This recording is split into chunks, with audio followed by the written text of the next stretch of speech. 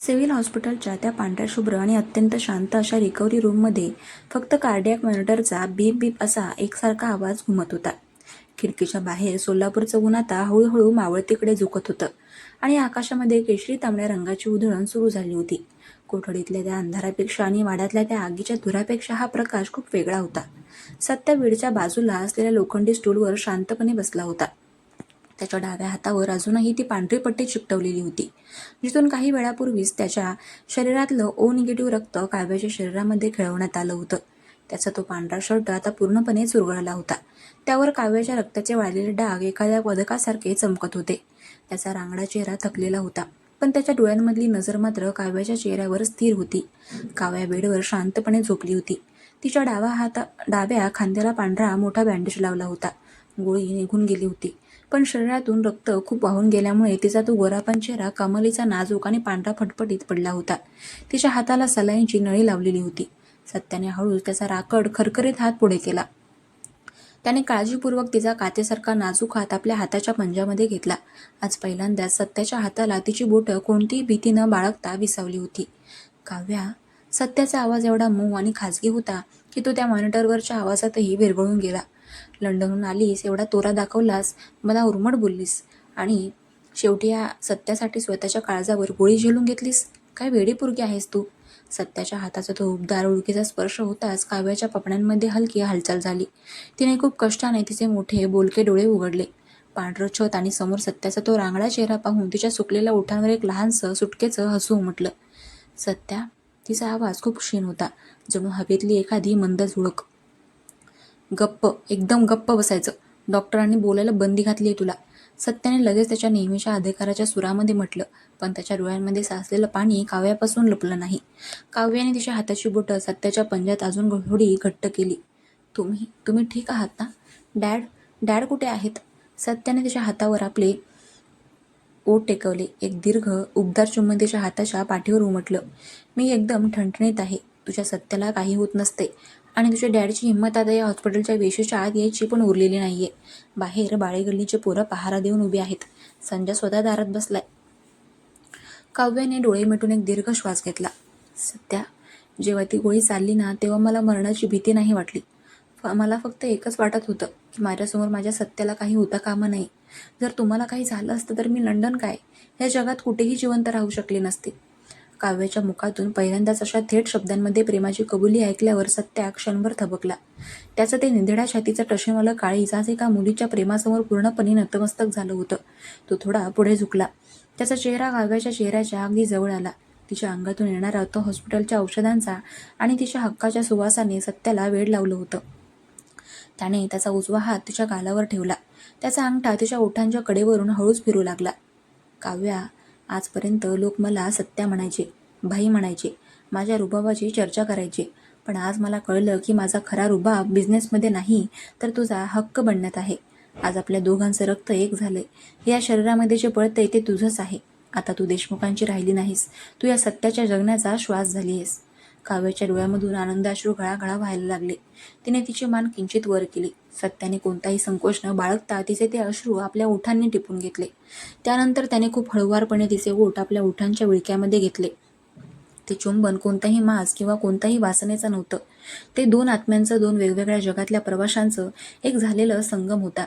हॉस्पिटलच्या त्या पांढऱ्या खोलीमध्ये कार्डियाक मॉनिटरचा स्पीड अचानक वाढला, कारण काव्याच्या काळजाची धडधड आता सत्याच्या तालावर नाचू लागली होती. हा त्यांच्या आयुष्यातला सगळ्यात जास्त रोमॅन्टिक, पवित्र आणि सलग क्षण होता. पण सोलापूरच्या बाहेर देशमुखांच्या बंगल्यामध्ये रात्रीच्या अंधारात एक भयंकर कट रचला जात होता. विजयराव देशमुख त्यांच्या आयुष्यात एवढे कधीच हरले नव्हते. त्यांच्या स्वतःच्या माणसाने त्यांच्याच मुलीवर गोळी चालवली आणि आता ती मुलगी त्यांच्या शत्रूच्या कुशीमध्ये जाऊन बसली होती. हे त्यांच्या इगोला सहन होण्यासारखं नव्हतं. त्यांच्यासमोर VIP खुर्चीवर सोलापूरचे पोलीस कमिशनर आणि मंत्रालयातले एक बडे सचिव बसले होते. विजयरावांनी दारूचा ग्लास टेबलवर आदळला. कमिशनर साहेब, मला तो सत्या उद्या सकाळी सोलापूरच्या बाहेर कुठेतरी जिवंत किंवा मृत पाहिजे. त्याने माझ्या मुलीला फूस लावून पळवून नेलंय. माझ्या माणसांवर जीवघेणा हल्ला केलाय. आत्ताच्या आत्ता त्याच्यावर मकोका लावा किंवा त्याचा एन्काउंटर करा. विजयराव पिसाळलेल्या वाघासारखे ओरडले. तो सचिव गंभीरपणे म्हणाला, देशमुख साहेब, परिस्थिती आता बदलली आहे. तुमची मुलगी स्वतः कोर्टामध्ये सत्याच्या बाजूने उभी राहते. तिने आगीचा व्हिडिओ सोशल मीडियावर व्हायरल केलाय. संपूर्ण राज्यामध्ये तुमच्या कंपनी विरुद्ध आणि सरकार विरुद्ध लोकांचा संताप वाढतोय. जर आम्ही आता सत्यावर हात टाकला तर अख्खं सोलापूर पेटेल आणि आमची सत्ता जाईल. मला सत्तेशी काही देणेघेणं नाही. विजयरावांच्या डोळ्यांमध्ये आता फक्त क्रूर सूडभावना उरली होती. जर कायदा त्याला संपवू शकत नाही तर मी माझ्या स्टाईलने त्याला संपवेन. साळुंखे, मुंबईच्या त्या शार्प शूटर टोळीला फोन करा.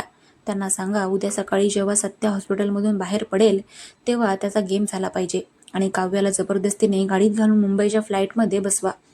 दुसऱ्या दिवशी सकाळी हॉस्पिटलच्या गेटबाहेर नेहमीपेक्षा जास्त शांतता होती. काव्याची तब्येत आता बरीच सुधारली होती. ती डिस्चार्ज घेऊन सत्यासोबत बाहेर पडणार होती. तिने पांढऱ्या रंगाची साधी साडी नेसली होती आणि तिच्या खांद्यावर एक शाल पांघरलेली होती, जेणेकरून तिची जखम झाकली जाईल.